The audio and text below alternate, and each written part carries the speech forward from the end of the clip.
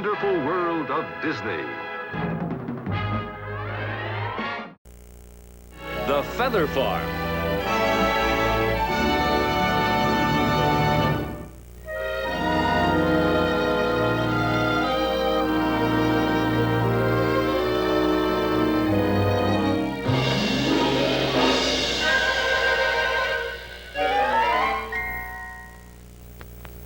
Way back in 1912, the big territory of Arizona became a full-fledged state of the USA. At the time, that wide open space was a kind of mixture of the Old West and the New. The cougar still prowled the high desert. Bands of coyotes roamed the brush country. Herds of wild horses hid out in the foothills. And down on the prairie, there was still room for the deer and the antelope to play. Early settlers in the territory had pioneered the business of cattle ranching, and now great herds grazed out on the open range. At the Flying O Ranch, though, the business was two-footed livestock. Right now, the whole herd was taking a daily dust bath. Yep, ostriches. The big birds that brought a new look to the Old West.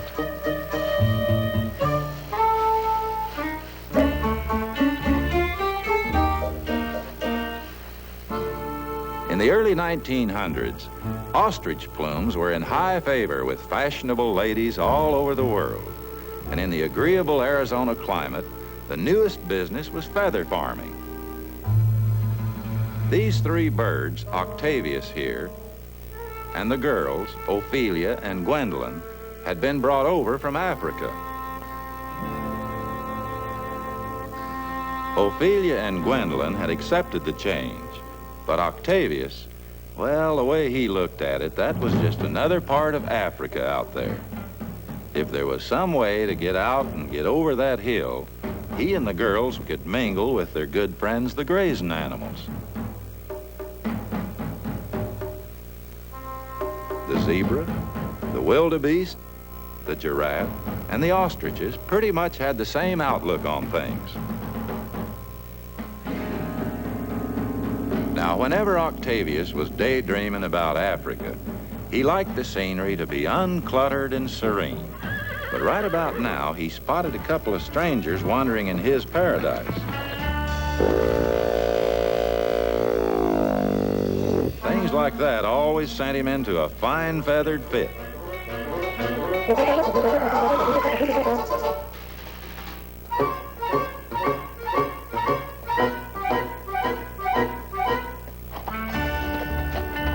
The strangers were two innocent, unsuspecting cowpokes that had drifted down from up north looking for work. Big Les Jordan and his sidekick, Shorty Parks, had heard there was ostrich ranching in Arizona. But they didn't put much stock in the story. That was their first mistake. The second was figuring this was an ordinary ranch. Of course, that garter on the gate should have been some sort of tip-off.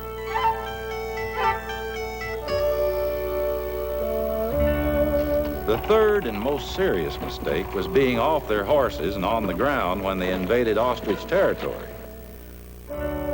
Things looked peaceful and quiet, but the fact is, behind that old bunkhouse was a little head all full of big plans. Les, huh? Look at that. Look at what? That. Them. Ostriches. Run, Les, run! Ooh. Help, Les! Help!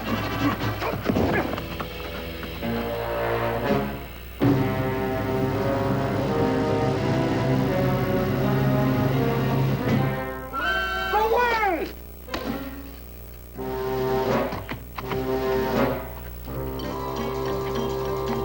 That was real danger Shorty was facing, and Les, too.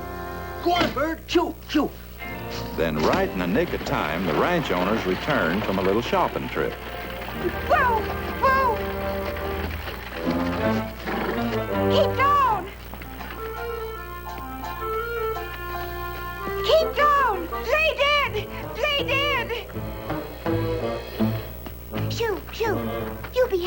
Octavius. Young Nancy Hall and her Aunt Carrie had come west to go into the feather business. Right now, they needed help, and the cowpokes needed work. Aren't those things kind of dangerous to keep as pets? They're not pets. We raise them. But you can't mix critters like that in with cattle. What cattle? Aren't there any cattle on this ranch? Of course not. Well, time to ride into the sunset. But the feather farm was short-handed, and Nancy wasn't about to let any prospects get away. Aunt Carrie's going to make coffee. Won't you come in? I'm sure we can work this out. I wouldn't count on that, ma'am. Oh, come on, Shorty. It won't hurt to talk it over. Thank you, Mr. Jordan. The birds are really quite harmless. Not at all hard to take care of. Octavius wasn't sure whether he'd won or lost that battle. While he was trying to puzzle out an answer, Ophelia and Gwendolyn had settled the question. They were already enjoying the fruits of victory. Well, they'd done it again. Those feather-brained females just kept forgetting that he was the bird with the bright red beak. Among ostriches, that meant he was the dominant, noble male, right on the peak of the pecking order. Looked like he'd have to make his point again with a little plain talk. Well, that kind of language was enough to keep Octavius dining alone for about 2 seconds.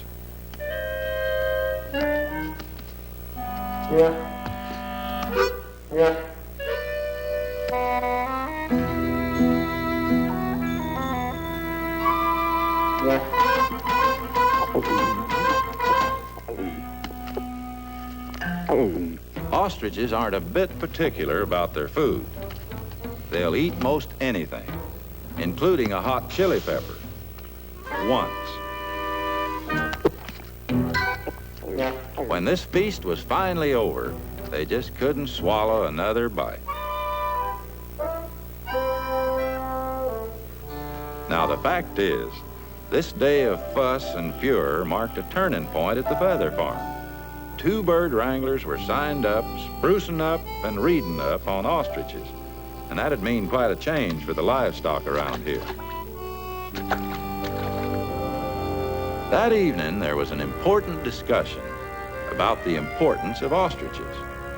Nancy had put on a little supper club act to show how ostrich plumes were used in fashionable circles, a fringe benefit with a purpose.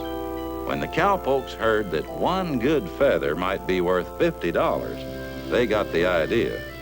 Ostriches were mighty valuable critters.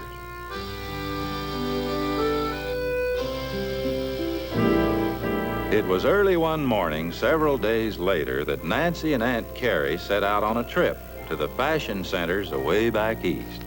They'd market a few plumes and maybe order a few more head of livestock. With help at hand, this was their chance to get away. Octavius figured it was his chance, too. Hey, shut the Cut gate. him off!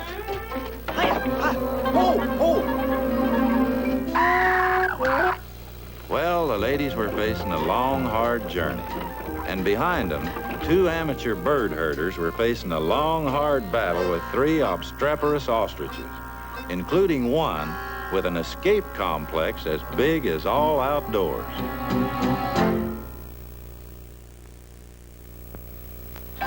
Naturally, the U.S. government had issued a dozen different bulletins on ostrich culture. It is important for the ostrich to get to know you. The simplest way to accomplish this is through feeding the birds.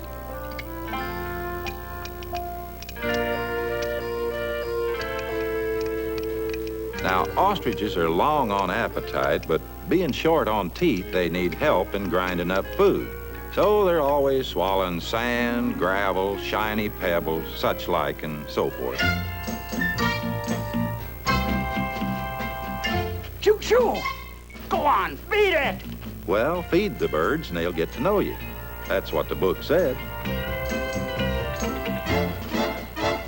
Hey, stop that?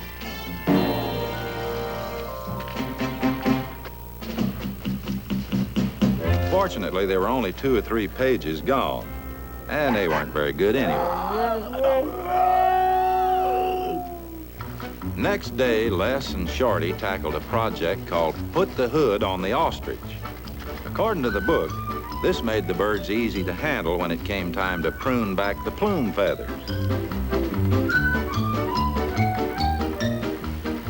Get on now. This practice session gave Octavius a chance to work on his own pet project.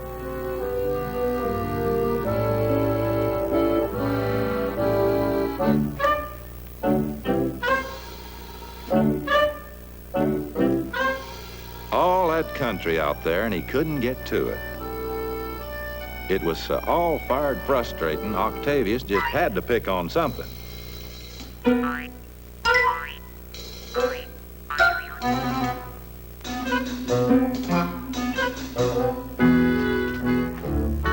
The bird wranglers were pretty well checked out on ostrich hoods by now. But at the same time, Octavius was about to shake his own problem and create one for Shorty. Les, come on. Trouble. Grab him, Shorty. Shut the door. Shut the gate. Hang on. Well, it was time that bronco bird was taught a lesson.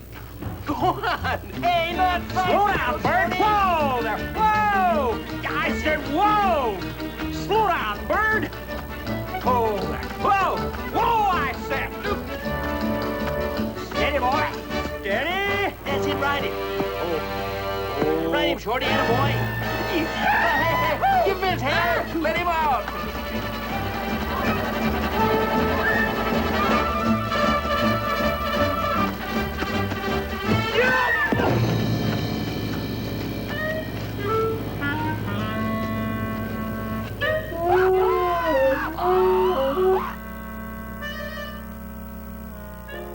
It wasn't more than 2 days later when, all at once, ostrich mating season arrived. That meant Octavius finally had to decide. Would it be Ophelia or Gwendolyn? Well, first thing was to reel off a few steps of the mating dance and see who was best at following his lead. This would be a hoedown to a showdown. The grand prize would be Octavius.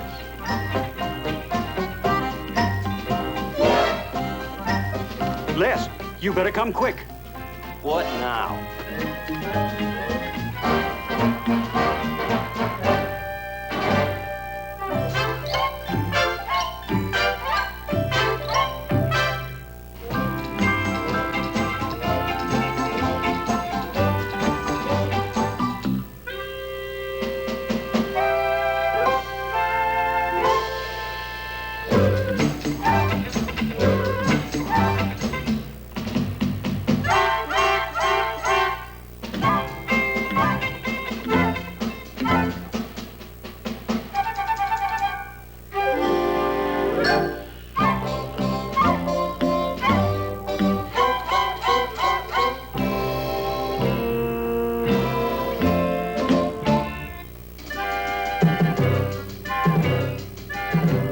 Octavius could have danced all night, but he had to come up with a decision.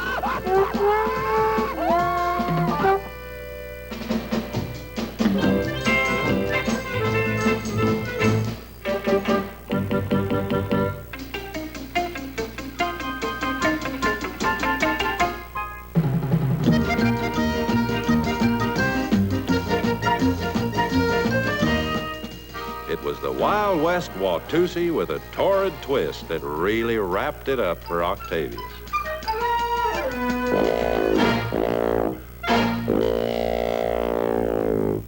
Octavius was ready to present himself to the lucky winner, Ophelia.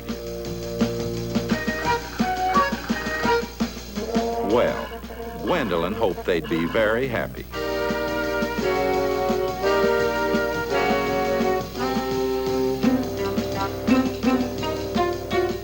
One thing Les and Shorty had yet to learn was that one mated pair of ostriches and one odd ostrich can make two ornery herds. The book had said the big birds were broom shy, And they were, too. So the cowpokes finally swept the three-bird herd back together.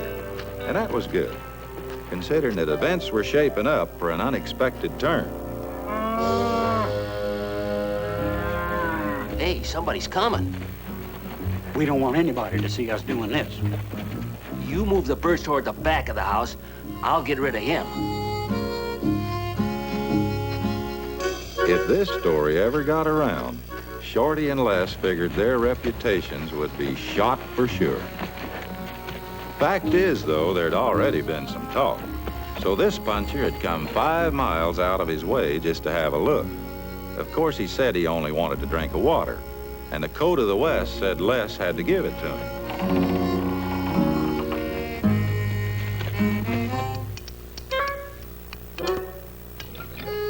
Les had things pretty well in hand up front. Out back, Shorty was still doing all right with 2 birds. But Octavius was looking at the open door to Africa with an old friend waiting just outside. Yes, sir, that had to be a wildebeest. At least Octavius was pretty sure it was. No doubt what the gate was, though. It was open. That's what it was. Hey, come back here! Les! Stampede! Stop them! Oh! Oh! Get back in here! Whoa! Whoa, birds! Well, the big breakout was on, and everybody came out ahead. Les and Shorty headed for their horses. The cowboy had to head off his cows. And the ostriches were heading for the hills.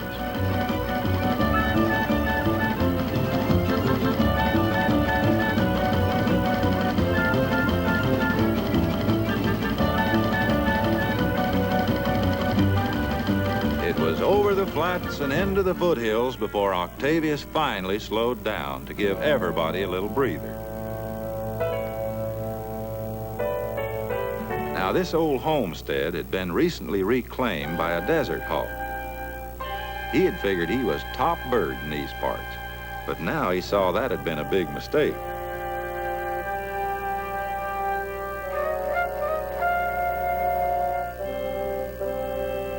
Any way he looked at it, the odds were tipped to favor those king-size claim jumpers.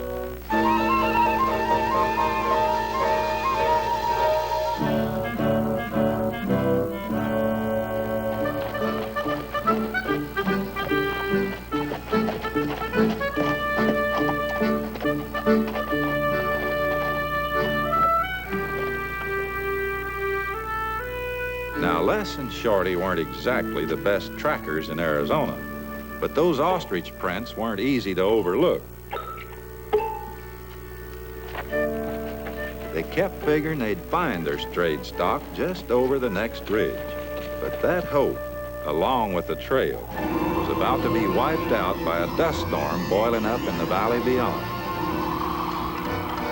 The ostriches were caught on the far edge of the storm.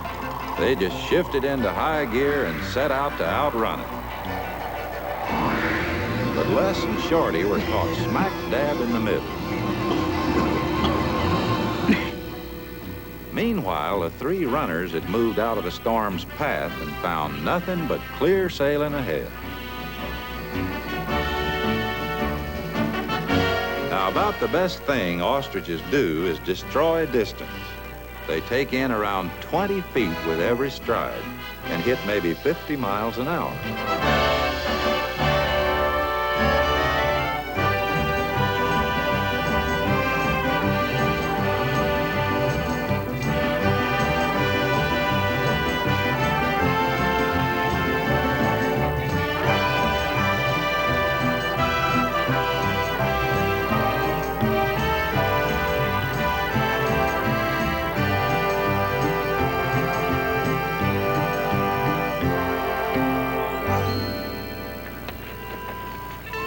In the wake of the storm, Les and Shorty were up against double trouble. Wind and dust had covered every sign. Now they'd have to sight hunt those ornery birds. And country this big would sure use up a lot of looking. By now, Octavius figured he was deep in the heart of Africa. Trouble was, he still hadn't spotted a single friend. Ophelia didn't know or care about that. She had enough trouble just keeping up with her long-winded mate. Poor Gwendolyn, being a spinster, wasn't bound by marital ties, and if she had anywhere else to go, she certainly wouldn't be here. About 5 miles back, Octavius had run out of reasons for running. He just didn't have sense enough to stop. It was his stomach that finally called a halt.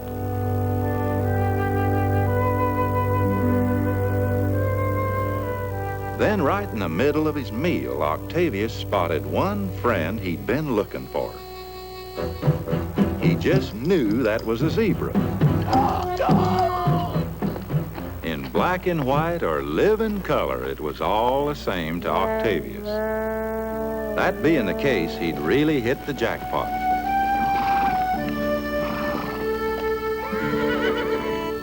These wild horses had no idea they were up for adoption. But that's what Octavius had in mind.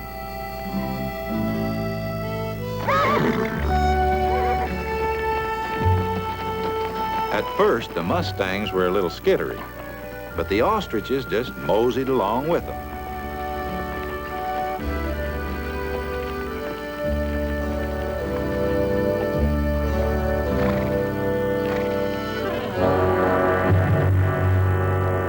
This hungry cougar had been following the horses for several hours.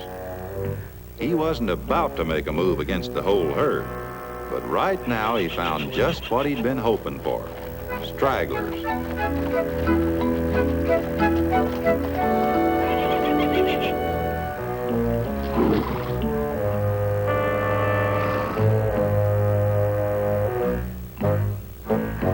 It was Octavius that spotted the danger. Of course, the cougar came across as an African lion, but that wasn't to be dismissed either.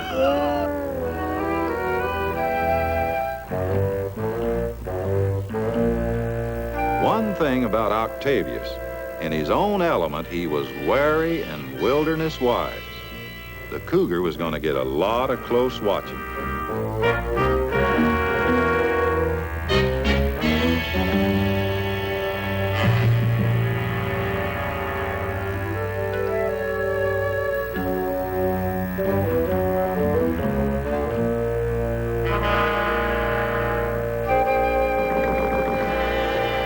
That circling maneuver had almost fooled Octavius, but not quite.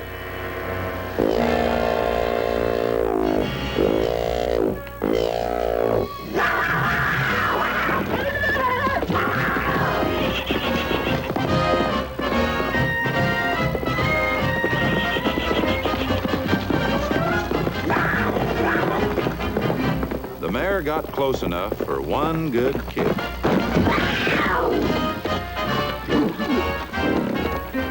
The cougar called it quits.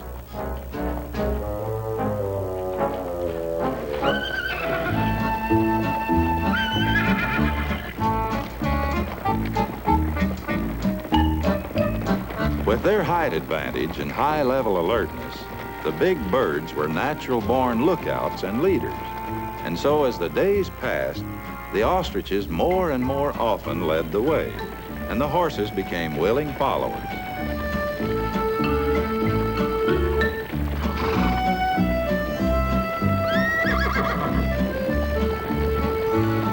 Now, it's mighty hard to beat ostriches when it comes to the business of finding food and water. In this little valley, they found plenty of both, all in one place.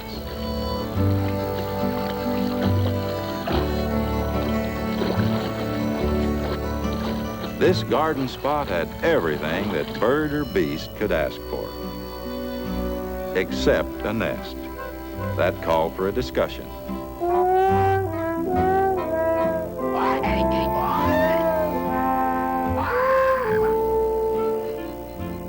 Now, the way it is with ostriches at times like this, the prospective father gets to do the choosing.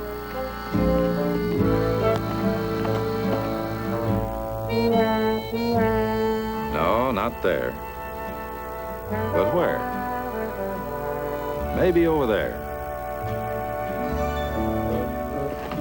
Of course, a lot depended on how the little woman felt about it. Well, it seemed to have possibilities. Pretty soon, Ophelia could just see herself in that place.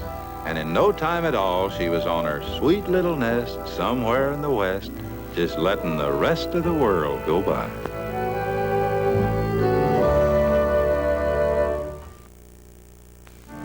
Now, in Ophelia's production schedule, Old Mother Nature had to set the pace. But it wasn't quite fast enough to suit Octavius. He could hardly wait to start raising a family. Having one youngster like Papa Prairie Dog would be just fine. Or half a dozen like the skunk would be even better. What Octavius couldn't take was all this waiting, watching, and wondering. An owl family, already full-feathered, was too much for Octavius. He just had to get a progress report.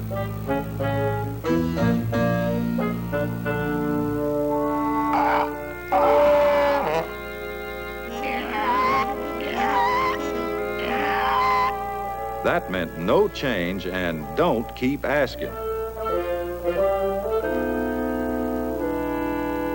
Then, while Octavius was smoothing his ruffled feathers, the big announcement finally came. 3 pounds of grade A egg. Octavius meant to congratulate Ophelia, but he was struck speechless at sight of that egg. It was just beautiful. Ophelia had the hang of it now. She set about filling that nest without any more delays.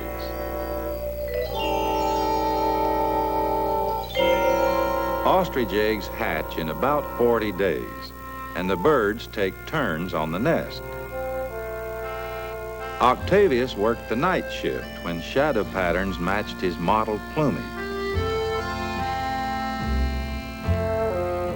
During the heat of the day, the birds let the Arizona sun warm the eggs. So they'd all get an even warmth, Ophelia regularly turned them over. Then Octavius would check them over and decide they needed turning again. But each time he'd put his big foot in it, Ophelia'd have to tell him off again. Then they'd leave the eggs in care of the midday sun and go out and have lunch together. It was on one of these away-from-home occasions that an egg-stealing scoundrel happened by. The skunk had just heisted a roadrunner's nest. He was so happy with his haul, he almost overlooked the loot of a lifetime.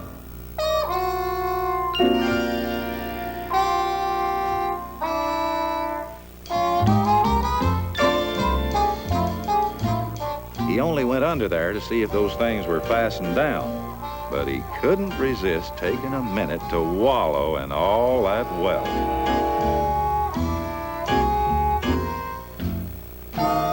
With one nest egg like this, a skunk could retire and just live off of the interest. Trouble was, he couldn't swing the principal.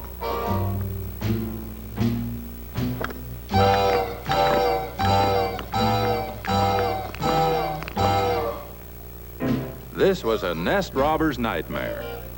A whole bundle of boodle, but too heavy to carry and too big to bury. He'd have to go back and pick up where he'd left off.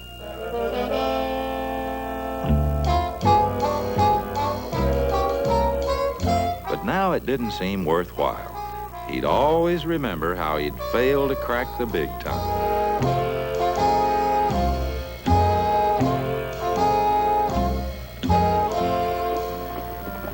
Day after day, Les and Shorty kept looking for those dad-blamed birds. But the runaways had swung a big half circle, and the two cowpokes were way off the track.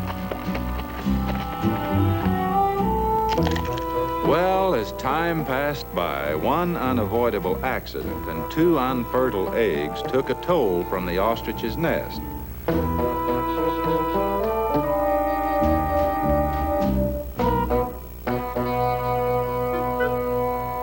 So what with one thing and another, only 3 chicks would hatch from this nest. Number 1 was already on the way.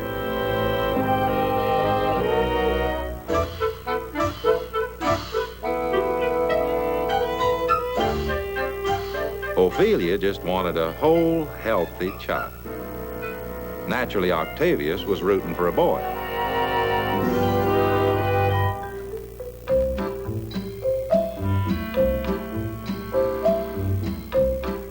Well, that son of his was something else. Less than a minute old, and already he was on solid food. Actually, of course, the eggshell contained minerals that the youngster needed.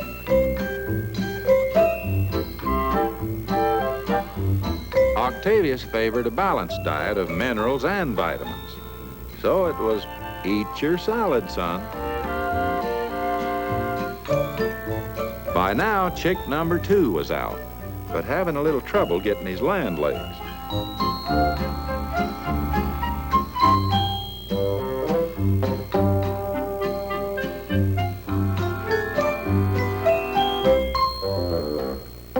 Meanwhile, over at the nursery, there was a youngster with a hang-up. Ophelia decided only firm parental prodding would break through the shell that surrounded her little chick. Even Octavius was surprised when number 3 made it by just 1 foot. Chicks 1 and 2 didn't even notice 3, but they should have. She was the only baby sister they had. Naturally, Ophelia was pleased and proud. Octavius was stupefied and proud. Of course, it was a fine family, no doubt about it. Every time Les and Shorty returned from bird hunting, they'd ask themselves, why didn't they just pack up and leave? Actually, they had a couple of pretty good reasons. They were both too darn honest, and they had 2 nice boss ladies.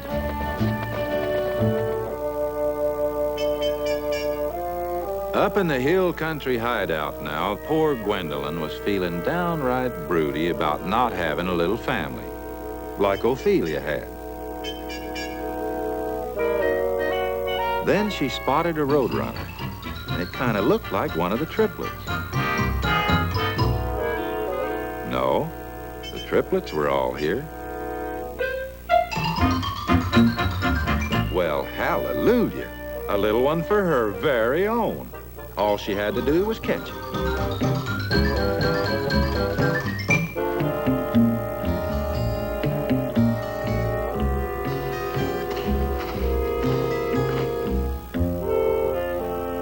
Gwendolyn came face to face with her little chick and just got all dewy-eyed. The little chick got that mother love message and got out of there.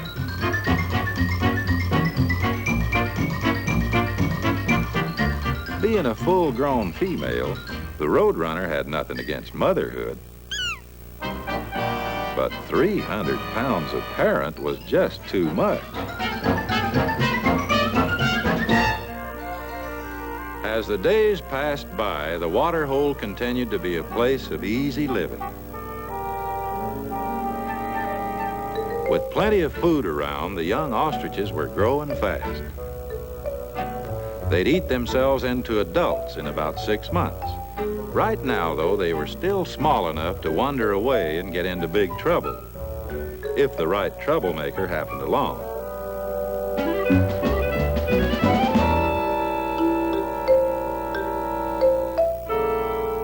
The brothers lost all interest in eating, and little sister didn't notice that the tables were about to be turned.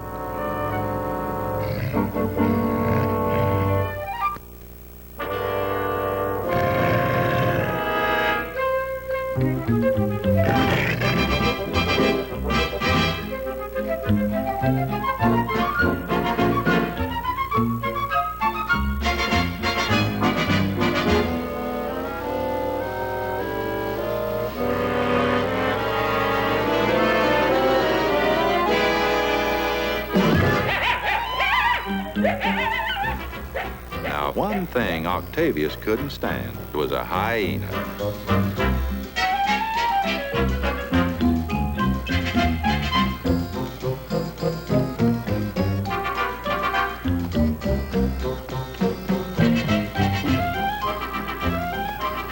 was during the big chase that Octavius left a telltale message hanging on the sage.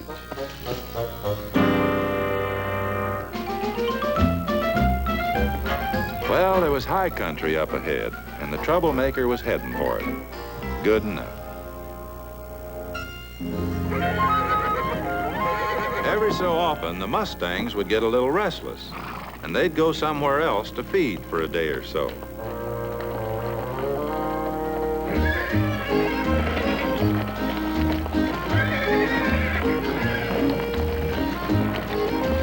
Octavius just stayed behind and watched them go. Cross-country travel was out of the question for the three youngsters.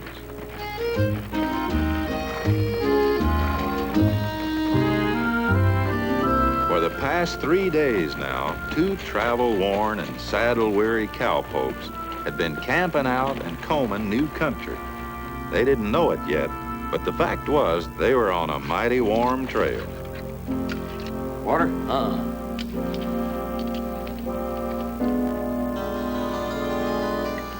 Hey, look. Huh? You see what I see? Come on.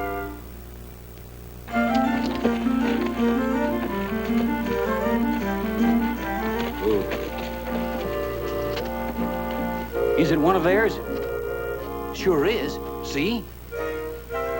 Look at that. Maybe they're still around. Let's take a look.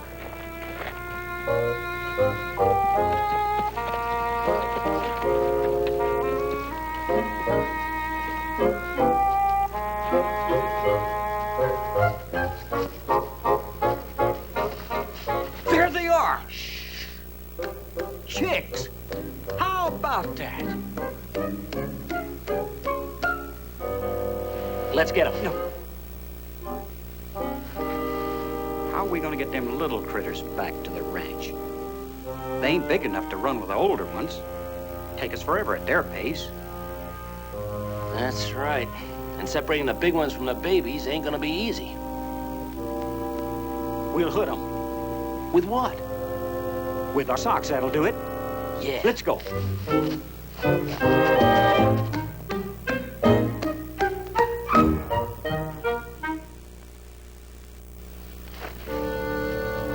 At first, it looked like faulty equipment might defeat the whole idea of putting hoods on the runaway birds. But Shorty happened to have a spare. Knowing that food was the way to an ostrich's heart, the cowpokes had carried sacks of grain just in case. The trail of that soon got results. Ophelia was taking the bait.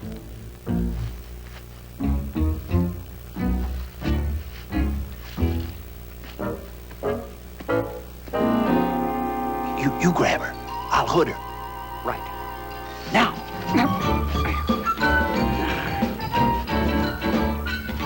Oh. Get. Oh, come on now. Get up here. On your... Get her on the front, Shorty. Get her on the front. Yeah. Okay. Together now. Let's get her. There we go. Here she goes. Oh, yeah. Oh, man, hat. Oh. Get your hat. Come on now. Come on, lady. Here. She's going. Go on, keep going. Keep going.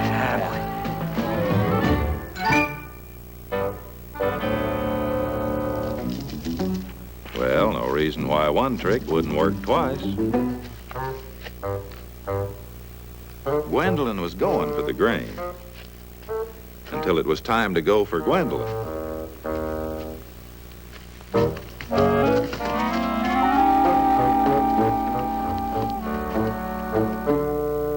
For Octavius, a change of tactics.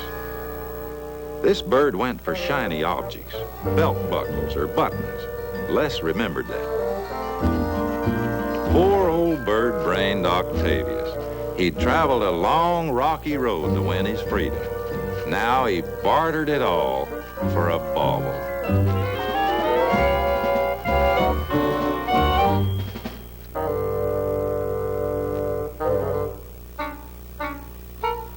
It took a little more artistry to come up with an idea to hook hard to get Gwendolyn. But there it was, the ostrich mating dance.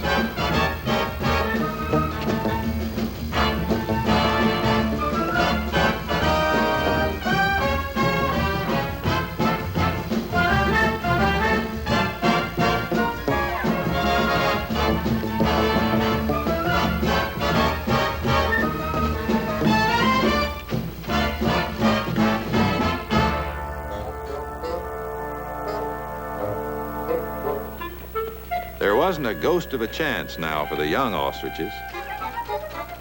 It was a short run, a fast shuffle, and a quick wrap-up.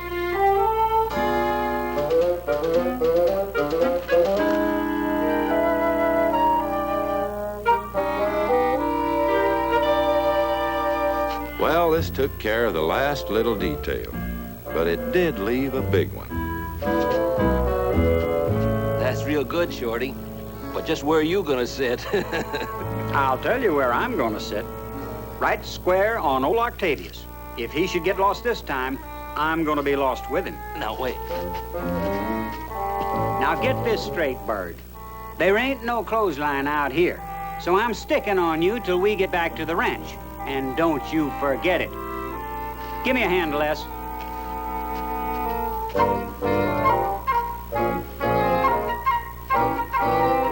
Hold him steady. Easy now. Take the socks off the others as soon as I get this critter going, and then be ready to ride. You sure you want to do this? No, but I'm gonna do it. All right. Take his hood off and stand aside, partner.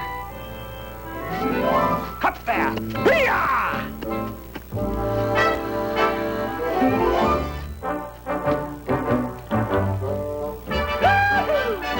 Hang on, boy!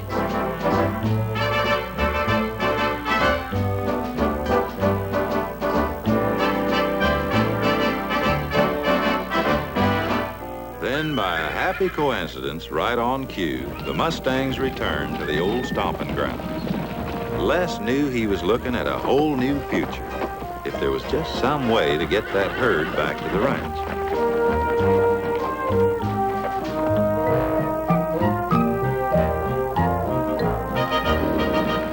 Turned out there was a way.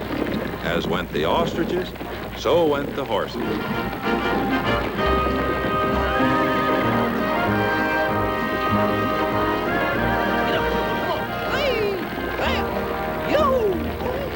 But if there was triumph here, there was defeat at the Flying O Ranch.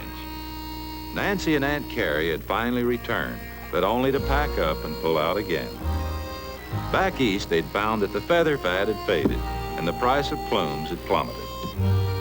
Back here, the men were gone, so was the stock, and they couldn't afford to keep the ranch. Only a miracle could save the feather farm. Well, there was one on the way.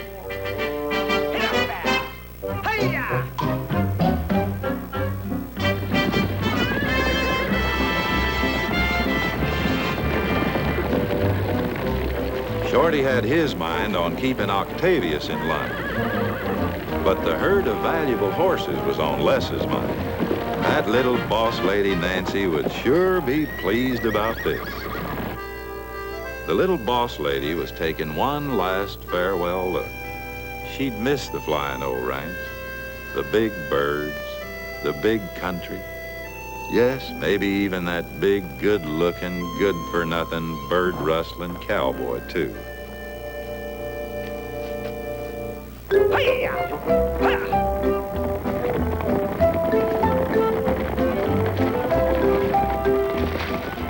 Well, fashions may come, fashions may go, but horses go on forever. So to Aunt Carrie, this may have looked like just a dust storm, but it was actually a cloud with a silver lining. That's Shorty and the ostriches. Hit up there! Hiya! Come on, get up. Get up. Get up. Hit up! Hiya!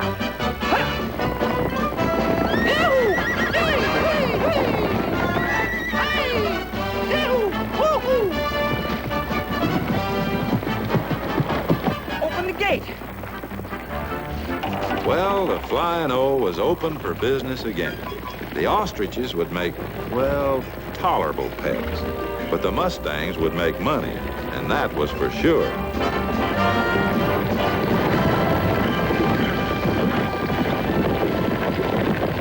Howdy, Miss Nancy.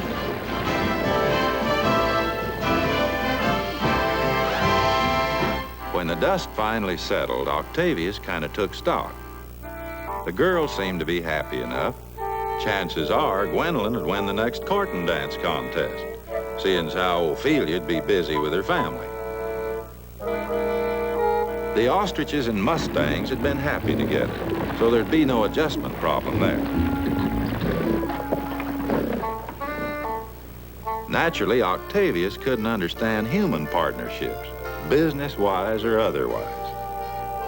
But one thing he had learned, those wide-open spaces were nice enough to visit, but he wouldn't want to live out there. The pickings were too slim, and not half as good as ranch grub. So it was a real happy ending all the way around. And since this was his story, why don't we give Octavius the last word?